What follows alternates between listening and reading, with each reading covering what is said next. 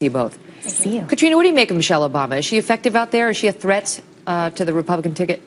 I don't think she's a threat, but I do think she is effective. She's very popular, well-liked in her party, and that's exactly why that Hillary Clinton is having to prop her up. Because Donald Trump's plane sitting idle on a tarmac gets more live stream viewers than Hillary Clinton rallies. But more importantly, what was interesting about this particular event is Hillary Clinton opened for Michelle Obama. And that was startling. And Hillary Clinton had more people there, 11,000, than she ever gets at her rally by herself. Sure. So what does that say? Well, listen, Hillary Clinton is still beating Donald Trump in every single major poll, so it says a lot that she doesn't have to be taking the front seat. I mean, Michelle Obama is the most powerful figure. So she was just being kind. Absolutely. Okay. Michelle Obama, let's be fair, she's the most popular political figure in America today. More so than Hillary Clinton.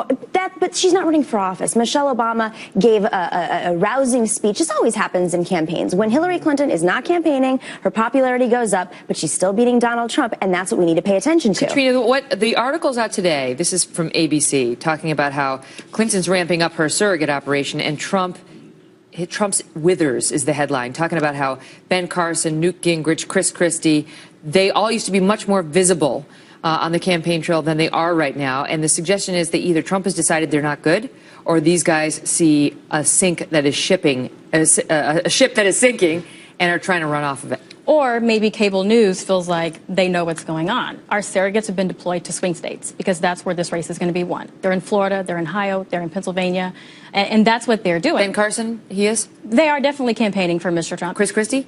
I'm not sure what Chris Christie is doing right now, but I do know the other surrogates are out there. But what I will say is just because they're not on cable news every day doesn't mean that they're not out there campaigning. And again, Hillary Clinton brought up Michelle Obama. Hillary Clinton is supposed to headline her own event, and she can't do it because 30% of the people of this country still says she's These surrogates are making appearances here and there, but they've gone down. That's the truth. You see far less of these guys than you saw before. And so you tell me whether the Trump campaign has reached the conclusion that they're not helping him.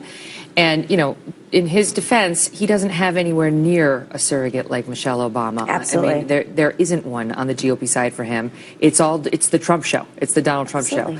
And he doesn't need, you know, nobody else can draw the crowds that he can draw. But he's only one man, and he can only be in so many places at one time.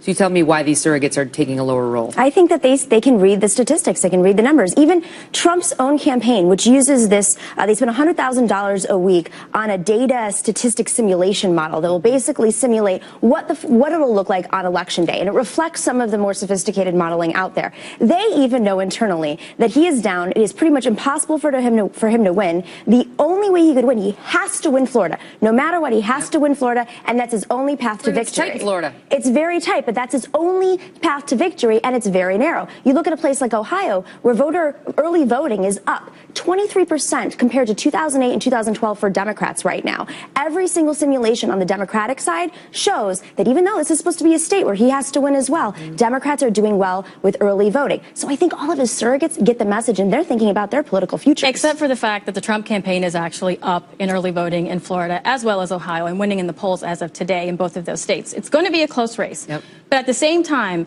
Donald Trump's rallies bringing 25,000 people, and that doesn't include the 132,000 that take time out of their day to go to a computer to live stream his events. Got to ask you quickly, what did you make of Michael Moore's criticism that the Trump campaign has sliced his soundbite? I mean, at the end of that bit, he's very critical of Donald Trump. He does not support Donald Trump, and you got Trump tweeting out, "Yeah, Michael Moore is right." Because he is right. We do see the working class out there supporting Mr. Trump. And even though Michael Moore is anti-Trump, he's talking about being divisive. Donald Trump hasn't been out there calling people deplorables and irredeemable. He's not out there criticizing Catholics for wanting to baptize their kids. He's not calling, he's alienating every single ethnic group that's not his own white working class ethnic group. Mr. Trump only criticizes individuals, not broad groups of people. There is a major difference. He's a socialist. But he's trying to suppress them, and that's what we have to keep in mind here. His only strategy right now is voter suppression. Well, that was documented in this article that he apparently cooperated with, the Trump team cooperated with for Bloomberg, but I got to leave it at that. It was an unnamed source and not verified.